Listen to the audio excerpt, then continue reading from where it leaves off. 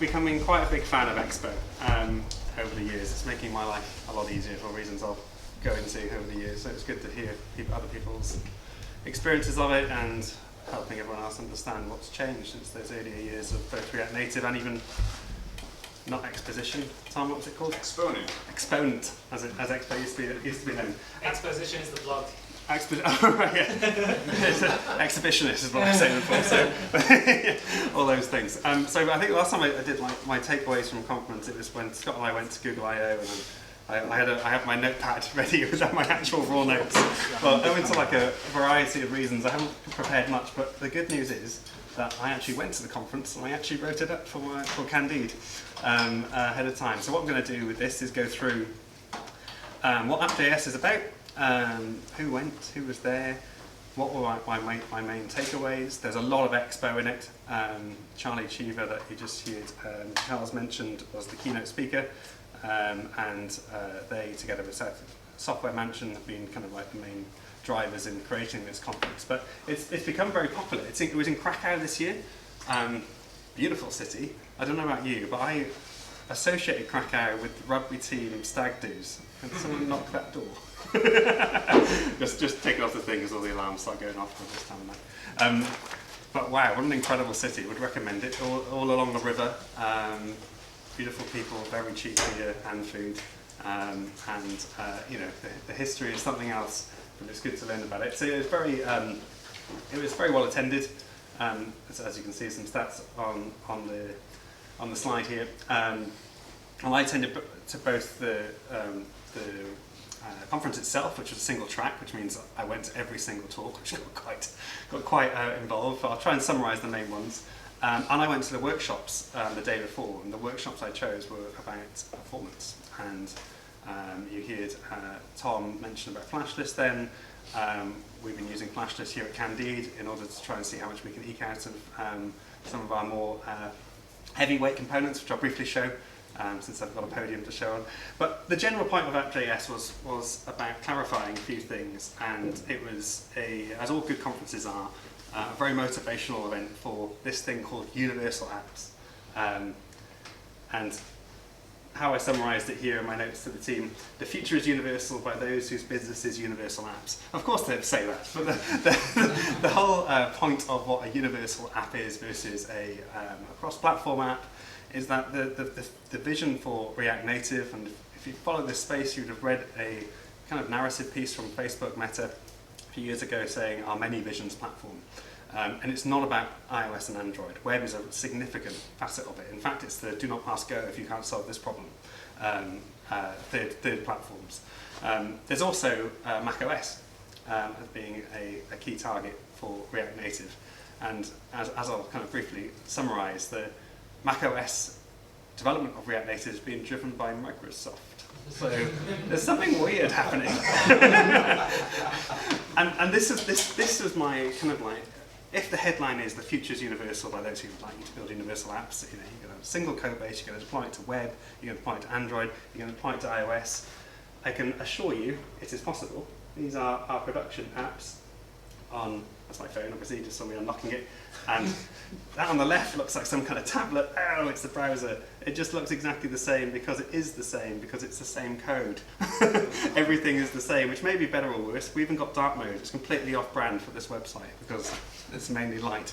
But the whole cross-compiling facet of using React to target the DOM, the web DOM, or native Android views or iOS views is a core misunderstanding of React Native. It's not a hybrid cross-platform platform in which to build apps. It is a truly native experience, and it goes beyond these three targets of iOS, Android and web. It goes into many different places, including Linux, which is one of the talks I really didn't understand, but we'll get to that. Okay, so what was my key takeaways from the keynote, which was presented by the lead of Expo? Basically, they recognised, I'll highlight them since I can do that with this, that in order for this platform to achieve React Native Web, as is currently the kind of the dependency, if you want to cross-compile into the web, is lagging behind in terms of current web offerings, specifically Next.js, its dominance. So basically every single web framework is superior to React Native Web right now. It is, as people like Candide who are using it on the web, we're doing it for different reasons perhaps than you would do. You're not going to get great Lighthouse scores on that website. In fact, they're quite abysmal. They're all in the 20s, apart from accessibility, it's pretty good. But we're doing it in Candide because we're not many people. We are essentially 4 engineers. We've built for 3 platforms, and this is a key driver for Exposition. I did that right? Exponent, damn it. Now called Expo. In terms of enabling people to get their ideas out there into the wild and not have to choose between an iOS or Android app or a web app, but just have all the platforms all at once with a single code base, with a single engineer, as we recently learned with Blue Sky. Remember that one? The one after Mastodon. So, in order for that to happen, they need to kind of move away from this problem that they have with single page apps, which is essentially the whole of the app gets delivered in the first page load. And that was a theme for a lot of the talks, trying to split your React Native app up into routes, being able to do bundle splitting by route, Expo Router, for those who have already initiated, and Tamagui, which we also heard a little bit from Charles a second ago, which again is about delivering only the CSS styles that page needs. Essentially make the page load quickly, just like the web's always been really good at. SPA has kind of bastardized that a little bit, but it provided other simplifications, made routing quite easy and things like React. There are also some other pain points that are currently underserved by the third platform, which is to do with SEO. If you've got all that stuff rendering on the client using JavaScript, then the server just sees a plain div, and I think when the robot crawls that, it just sees nothing. So you've got to statically serve something on the initial load. It's like the get initial route or something on Next.js. I forgot what the API call is. You've got to deliver some HTML and then hydrate it on the other side. So Expo are ahead there. They've released a product called Expo Router Head, which is entirely focused on improving SEO, or at least tying into the way in which Penguin and all those SEO tools are currently parsing websites in order to make sure that SEO isn't a blocker for you to use React Native on the web. And this is a key remark that stuck with me throughout the conference from Evan Bacon, who is, Bacon Bricks, I think is his tag on Twitter. I suppose he's a little bit of a rock star in the Expo world. He seems to just go off for a couple of weeks and solve a big problem, and then we get to use it. But this is what he wanted to say. He said W3C web standards and native mobile standards, kind of harmonizing those together. That's their goal, and that's what Expo is doing. They're trying to make the web standards, which are quite well contained, and they're good intentions, and it helped the web progress, and it certainly helped it standardize native mobile standards. We're not reliant on divergent views from both Google or Android, or even Mozilla, or however else they want to go. They want to kind of all bring it into a central kind of understanding of what is the right way to build an app. It doesn't matter what target platform. And the second big thing I learnt whilst at the conference was related to a point being made at the end there about Meta's somewhat neglect for React Native over the last few years, and how Expo filled that gap. The way in which this, I didn't really expect to hear any of this, but it was a common theme, was essentially spreading the load of platform evolution. It's not up to Google and Google I/O or WWDC to tell us how to improve our platform.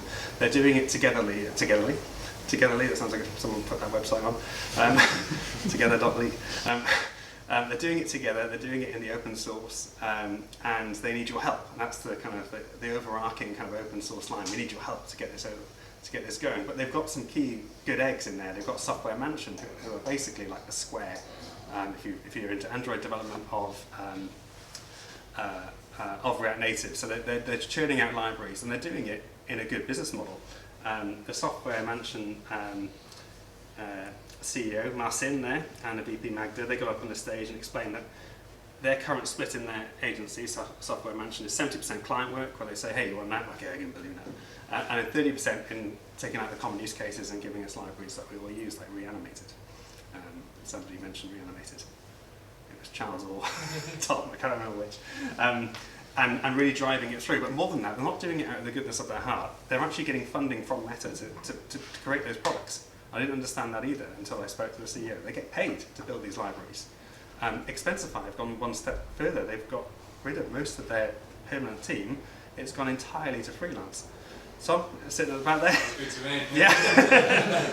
They basically have bug bounties on every single feature that they're building. They chuck it up on GitHub, and then they put a tag on it and say, do you want to build it? And of course, they've got people falling over themselves to build that for £5,000, £1,000. And in many instances, they are paying out. They say that it is quite a lot of work to manage that because they get a lot of noise, but they also can build up essentially a core set of trusted developers at the same time. So the Expensify app, I don't know if anyone uses it, it's quite good actually. It was quite ahead of its time when it first came out. That's React Native, and they've got 3 developers. And everyone else does all their development for them. And this was, a pervasive theme throughout the conference that Expensify doing a bug bounty in order to essentially share the load of evolving these platforms, share the load of that crazy upgrade path that was just mentioned of, okay, so what have we got if we just try and enumerate them all? We've got Gradle, we've got XE build, we've got Babel in there if you're using Expo on the web right now. You're soon to have some other Webpack things in there. You've got TypeScript compiling to JavaScript. The number of tool chains involved in React Native. You've got Ruby, every time I touch that, Objective-C, oh my god, Kotlin, you name a language, we're using it at Candide right now, and this is what Fastlane is trying to help with. If you're not using EAS, your build plans look like this. Dave Jones at the back would know I love build plans, so we've kind of invested in making Fastlane work. We are at 1%, but there's a real gap for things like EAS because it's heavyweight. Nobody really wants to do this stuff as mobile engineers. You get good at it, and you get kind of like DevOps type people who are quite specialised in it, but then you need a DevOps team to kind of manage your CI pipelines because they've got to be upgraded to Node 18, etc., etc. Node 14 has just gone out of real-time support, anybody's still using it. So they're really hitting the mark here at Expo, and this is their conference, basically. And the final of kind of the rallying cry before I go into some of the details of the individual talks was from Fernando Roca. He was kind of quite famous in the React Native ecosystem community for writing a very inspiring article about $0 to $1 million on React Native Web. He built essentially a Next.js integration for React Native Web. It's Slato. And he basically said this is what the future of React Native could look like in 2030. The TLDR of that talk was contribute, carve out some time like Software Mention are doing to fix those bugs that you have to bridge to the native layer, fix them in the native layer, fix them basically. Don't be like parasites on the ecosystem and trying to use other people's libraries. Get involved. You can do it basically. It's a motivational talk like that about getting more people to contribute back to core. Okay. Like with all conferences, there were some not so great talks. I won't kind of dwell on those, but the ones in bold I thought I'll go into a bit of detail with. Okay, so kind of just summarise the keynote there from Charlie Shevers, CEO of Expo, and Marcin, the CEO of Software Mention, about how their business model works. You kind of also talked about EAS quite a lot, so I've debolded the second one. But yes, EAS is going to solve this pain of running your own build systems. I suppose the key takeaway here is for people who have got their own plans that are working just fine, and what do I need to change, is that Expo currently can't handle custom steps in your build plan. The way they do UI testing and things like that is to test it on React Native Web. Have I got that right? We can do it right. Monorepo, there it is. I thought I teed that up perfect. So soon, at the end of this year, you're going to be able to call Monorepo from your EAS update. That's how I understand it to be. And I could call some any kind of custom steps, like Firebase Test Lab, during an EAS update. And that's not currently possible, at least that's what they're saying. We also talked about Reanimated and dry painting with Skier. So that is a really interesting one. So we all know Flutter renders. Its rendering engine is Skier, and it's really fast, and everyone's like, how is it so quick? How does it work so well? Well, they made Skier work with React Native, so you can write JavaScript and it will use the Skier renderer, and that means you can do crazy animations. So I've got a short video for that one to show you what's possible with that. it's basically like Lottie for React Native. That's how I'm viewing it right now. So it's democratizing very clever things. And then the key one for me, if I skip over Caddy, and I like Caddy, just it was a very old talk, I think. That one is prompt a user for an app store rating. This one from everyone about write once, root everywhere. This is the key kind of like innovation, I suppose, for React Native. It's not really innovation in the web ecosystem that they're baselining themselves against, which is file-based routing. So you don't define different kind of navigation targets in your XML with Jetpack navigation or whatever replaced it, and this probably did come after that. You essentially define a folder hierarchy of how your app should look. So like there goes the feature versus components argument. There's only one now, it's the root. That's where you put all your code. This is working together with innovations like Tamagui in order to allow this kind of root splitting of a JavaScript bundle and therefore get React Native where it needs to be. Then we had that really interesting talk from Microsoft about taking React Native to Mac OS. Say that again, Microsoft taking React Native. This is Nathan, who wrote Tamagui, and then Fernando, one I just briefly mentioned. So I'll go into detail, I'll skip over the ones I didn't mention. Somebody mentioned binary size. This was also one of my core concerns with Expo. In the keynote, it was highlighted that it's down to 150 kilobytes. So there's the precise answer. I know it just tells you in the break, but that's how much Expo adds to your app now. And they made a very big point of highlighting that they've made this as small as possible. Yeah, because it used to be around about there. 30 meg is what I'd know. And then the other point from Charlie, more with fewer people. Has your boss said the same thing to you recently? You know, we've got less people, but we've got to do more. You know, it's the crunch, it's the recession. This is the kind of the use case for these products, is that you can do more with fewer people. There it is. That's an app. That's not the lock screen. That's a website. They look the same, maybe they shouldn't, but it's possible. EAS, we just briefly talked about that one. And I've got this little quick video here of Skier. Is the sound going to work? Didn't test that.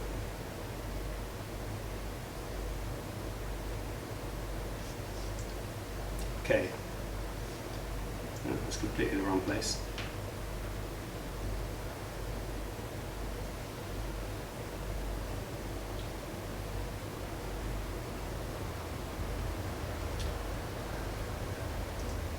This is an absolute masterclass, by the way, in kind of presentation style.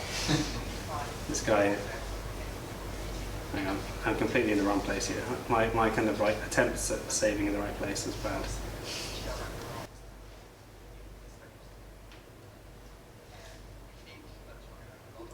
Right, you can't hear that. Great, good planning, David. So yeah, it's Max actually. What this is actually showing is a bit of JavaScript rendering on, looks like an iOS app. It's highlighting the fact that it's at 60 frames per second on each, and on the slide before that it was showing it on web, and guess what, it was 60 frames per second there too. And this is just essentially showing some of the new possibilities of using a Skier renderer to do clever things such as what we'd all know with just Spotify Wrapped, and that kind of programmatic video generation, but essentially making very, very high fidelity interactions, still JavaScript, not having to drop to the native layer, in fact going straight past what we would, in this group at least, refer to the native layer, the SDKs, and just going straight to C++ through Skier. And that is another common kind of like theme of React Native right now. It's in Fabric and the Turbo modules, as they're referred to, whereby they jump out the Objective-C or Java middle layer and just go straight to the native APIs that are being used on the device. So yeah, this is a big step forward. You can do depth effect. Everyone's seen that shoe potentially, where you walk around the shoe and it kind of, you twist your phone and it shows you different angles of the shoe. That is now possible with a few lines of code, obviously a lot more than that, you need a 3D model and all the rest of it. But you can animate it all from JavaScript. You don't have to leave JavaScript, and it works on the web, is the point. Software management built in collaboration with Shopify. So Skier, this came out of Shopify, and Will Candeleon works with Shopify, so who built the flash list component. Quickly skip past that one. Right, onto the routing one. Another key thing about this kind of file-based routing, if you aren't familiar with it, is essentially it allows for an automation route for things like deep linking. It's just quite painful, isn't it? You've got the Apple site associations, you get it wrong, you've got to redeploy, you've got your app links on Android, you've got to publish that file, and it's got to definitely return 200, and it's got to have, everything's got to be just right. Ultimately, if you've done it more than once, and it sounds like Charles has got multiple apps as part of Morrow, it's very laborious. This essentially, like with a lot of what Expo are doing, are automating the laborious work of native development. So your deep link routes now are very obvious. They are the index.js of the folder, which is called the thing. So if you've got a folder called home with index.js, guess where that is going to be on the web? It's going to be /home. So what Expo Route is going to do here from both the universal links perspective on iOS and the deep links on Android is just get rid of all that laborious work of setting up your routes and make it a build step. And again, common theme, continuous native generation. This kind of convention of specifying your routes based on folder structure. And to your question, Tom, about what if I want to change the bit of code on a native layer, you can still all do that with Expo. It just doesn't sit under an Android or iOS folder. So your manifest file doesn't have all of your intent filters with your deep link routes set up. Similar with iOS, it takes it from the way in which your JavaScript is structured. It's a big step forward. It's something that we're going to use at Candide, but not for the fact it's going to give us free deep links. I've kind of done that enough now. It is just noddy. Give me a couple of weeks, I'll get it done. But it's for the fact that we're going to do that bundle splitting on the website and try and push that as hard as we can in order to get those performance scores to the top. Okay, I mentioned that one already about the taking React Native to Mac OS. It was very interesting hearing about how Tamagui was created. Essentially, this guy was saying that he basically did it by accident. He said that he spotted the problem that there's too much JavaScript styling happening. He'd rather have more CSS style styling on his web target when he was doing React Native web. And so he started building something that would do that, and it just got out of hand, is the way he described it. I mean, it's how all good stories start. This is, I didn't mean to do it, damn it. And 43,200 tests later, he built Tamagui. But it is now kind of like the forerunning component library for React Native. I don't quite know for how long, hence why I'd like the September talk. If you guys set that for me. Native Base was essentially the predecessor to this, and it provided a lot of the cross-platform facets for React Native. So there's a successor for Native Base 2, which again is promising more both native and web performance gains. So there's a little fight happening, and that can only be a good thing about which one's better. So there's the Native Base successor is called GlueStack, because they wanted to move away from the word native, because it's associated with iOS and Android, and what do we learn? It's not about iOS or Android, it's about all of the platforms, all at once. Yeah, and then, as I mentioned briefly at the start, a bit of a fun what if from Fernando Roca at the end about essentially a call to arms for open source and stop forking repositories, damn it, and start contributing back, which is just endemic. We all feel it, we've all done it, but yeah, that's kind of that was his main sentiment. Okay, so day 2, how am I doing with time? Yeah, I'll go a bit quicker. Was a little bit more, it started basically an apology from Facebook saying, yeah, sorry we haven't been around, building a few things, Twitter competitor. But it was also kind of an acknowledgement of Expo, which I thought was a key kind of step for me at least. I've never seen Facebook stand up and go, that's good, we should do what they're doing. And they did in their keynote on the second day. So Nicola Corti is an ex-Android developer. He might have, I think, I don't know if anybody does Android. He wrote a lot of Android stuff. He was quite popular in the Android circuit for a while. So he now works on Facebook specifically with a slant of making Android as good as it can be. And so he was explaining about some of the improvements they've been doing specifically for Android with regards to the Hermes runtime and how they are essentially optimizing things for Android users. and iOS now, because Hermes is now quicker on iOS than it is for JSC. So how they were kind of moving it forward at a base kind of level, but also this fabric enhancement. And I think I spoke to Tom on Slack, sorry, I'm going to ask you to mention this, about a year ago, was it? Saying, hey, come and do some stuff with Candide, we're doing this crazy web stuff. And you're just like, oh my god, it's all going to change again. It's going to be fabric modules, we're going to have to rewrite everything. And I wrote this down, I think I'll skim down to it. Yay, they basically introduced a compat layer. So we can incrementally adopt fabric. And what is fabric, for those that are initiated? I think I just briefly mentioned it. It's going straight to the native APIs, not via the SDKs. So it's going to talk directly to the JNI layer on Android and the equivalent on iOS. Again, it's less jumping. It allows for more powerful bridging, so you don't have to have a synchronous bridge. You can get more information from JavaScript to native quicker. Because you don't have to rely on the JavaScript thread. There's a lot of changes, and basically that's what they've been doing. They've been building this, which is this complete rewrite of how React Native works. As we just saw, Metro Bundler is still lagging behind. It kind of doesn't keep up with the changes you're making. And what Scott asked the question, does that happen? Yes, it does happen all the time. You do your Sundance and you do your clean, and it goes again. Every build system has it. But yeah, Alex Hunt, who did the second bit of the keynote, his main objective was to stop you needing to restart Metro Bundler. I thought, and there's a rapturous round of applause. But they realised that they've underinvested in Metro Bundler, and at the same time, like Byte and the web ecosystem again has leapfrogged what Metro Bundler can do. And in fact, Expo sounded like they kind of had them over a barrel at one point, saying we're going to go this way with Webpack. Are you going to make Metro Bundler better or not?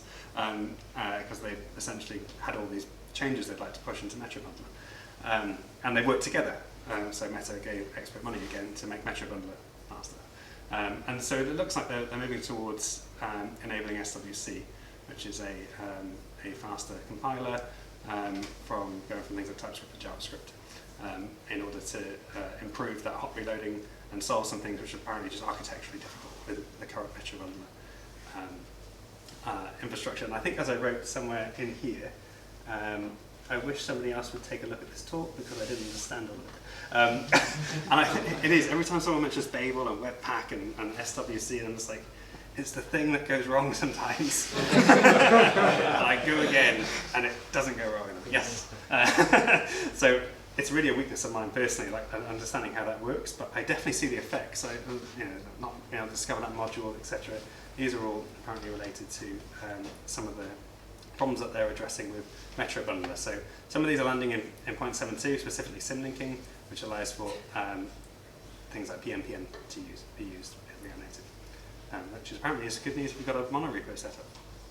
Don't have one. It was issue number 1 in the Metro Bundler GitHub. That's right, yeah. They showed that issue. If you go to /issue/1, it doesn't support symlinking. How long has Metro been around for? They explicitly brought that ticket up. So I've not used PNPN, but I think, as I wrote right at the start, it's like, would somebody else just check out what this is? Should we be doing this? Yeah, it's it sounds like it was a big pain for a lot of people. You don't know each other, I suppose. I'll go back to where I was. So yeah, they're improving it, and not only are they improving it, they've got an entire team around it. Which is great news for that developer experience, which is, let's be honest, is already pretty high. It's the main thing that kept me with React Native. It's like, oh, this is better. I just write it and it appears on the simulator or emulator. Web accessibility, always a key kind of like problem for Facebook. That's always been on their radar. It's always been quite lagging in the React Native web area. They've supported more area problems. So it is getting better yet still. So that's the only bit of my Lighthouse score for that website, which is okay. Debugging, another key pain point for React Native engineers. You've got to use web tooling in order to debug your native app, but not every time. Which means actually you've got to use 3 debuggers. You've got to debug the native iOS code, debug the Android code, and debug the JS code. It's painful. And Flipper was like the kind of React Native solution to this. I'll put my hand up. I haven't actually put a breakpoint on anything for a long time. It's console.log all the way for me, but it's but if breakpoints are a key part of your flow, and they certainly were when I was an Android engineer or Java engineer, then they are making that specifically better for Expo users. So you can just put a breakpoint in your VS Code setup, and it will hit it, which has been apparently built on the instrumentation APIs of Chrome. So again, it's about native using or native building for the web, catching up, aligning with the existing web ecosystem. So the minute they got those APIs working, everything fell into place. You just debugged it as if it was a website, which is remarkably easy, much easier than native ones. Good talk here on the long tail of type safety on day 2. I've forgotten the chap's name now. Another key pain point, I suppose, of earlier React Native, like pre-TypeScript, is the fact that you're going from statically typed languages to dynamic languages, and therefore you've got to null check everything or just YOLO and hope it's all okay. Obviously, TypeScript changed the game on that. There's still some naysayers about that, but whatever. But there are. It was kind of essentially saying validate at the edge. It's something that we've kind of been doing for a long time here at Candide, making sure that even when you send stuff over the wire, look, it's not typed. Okay, we've got GraphQL now. The JSON schema before, so it was a talk about how to validate at the edge, make sure you're getting what you expected, and therefore cleaning up your code. It was a good talk. It was a classic kind of like very well focused talk on like, this is a problem. You're probably doing this, and everyone's like, you should be doing this. And so it was just a really high value talk, I think, for a lot of people in that room. Zod is one of the libraries that to do this schema based validation for TypeScript and JavaScript. And if anyone's been using React Native v5+ to get this typing thing where you basically say what it should be and it sometimes isn't, Expo Router replaced it. I didn't like that one. This one wasn't very good either.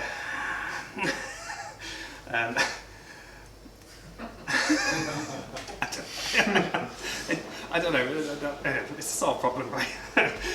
Rust on React Native, someone's done it, wow, what? If I didn't understand the SWC stuff, someone's made it work with Rust, and it was a calculator they built on Rust, and everyone was just like, this is the end of day 2 now, so everyone's already just like, oh. And then these two stood up and just everyone blew our mind because they were clearly quite good at C++. And yeah, you've got to have a particular kind of penchant to do that. Okay, and this was a particularly interesting one. Again, I guess what the theme is here. You've got Lighthouse on the web. It is the de facto standard for measuring how good your website is for all of its wrongs. It's got some really good inputs in there, like cumulative layout shift, the kind of things that you would be annoyed at as a user, like where you see stuff jump around when you load a web page. Lighthouse downgrades those websites. But we don't have anything like that on Android, but we have on iOS we have the similar set of problems. And so they're trying to bring those same kind of functionality to native apps. This is not specific to React Native. You could put any of that into this. And it's about monitoring the JavaScript thread or any of your threads, seeing whether maxing out, whether the main thread has been put under too much strain, and helping you identify performance problems that come from doing more interesting things with platforms like React Native, and to be honest, just anything that's not list detail. Things can go wrong. Very easy to get set up. It's not going to change your app performance, but if you've got a problematic screen and you don't quite know why it doesn't feel the same way as every other screen, then you could use this together with a load of other tools to help you get to the source of the problem quicker. So, bookmark it, flashlight.dev, don't know about the branding, but they're like a startup as well, trying to get going. Good value tool. Then we have this remotion thing, which is just like Spotify Wrapped. I mentioned this one. Okay, so Maestro. Who hasn't heard of Maestro? So this is like a new UI testing framework. So it's kind of like a replacement for Espresso, XC UI test. I don't think it uses either of them underneath the covers. I think it's different. Here at Candide we use Detox, which is essentially a wrap around those two things. So this is a new player on the block for end-to-end testing. It's got some drawbacks. I think you should look at Meetup. Meetup, yeah. Essentially, there's simplifying the way in which we're doing end-to-end testing. Like at Candide, we've got end-to-end tests. They're over here in the UI testing bits with Detox. They cost us a lot of money in terms of like compute time, in terms of debugging time. It doesn't seem to be a space that's consolidated. So a lot of people are looking at it other ways in which you can get similar tests. So Maestro is looking at a YAML-based approach. Wasn't a great talk. It was a repeat of the docs. I wouldn't say it's like what it's over yet, but it's a player on the block for end-to-end testing. It isn't specific to React Native.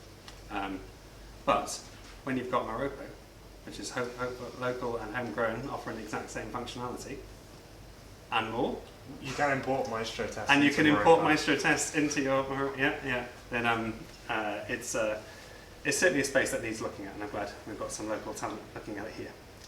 Because it's still painful. I think Expo have got a great solution, run it on Cypress when you're compiling it to React Native Web, but that does preclude you from things like the permissions dialog that we all just accepted in order to download the app. That kind of native interaction will still be exclusively for these things. Finally, there's a panel discussion. I didn't think it was very good.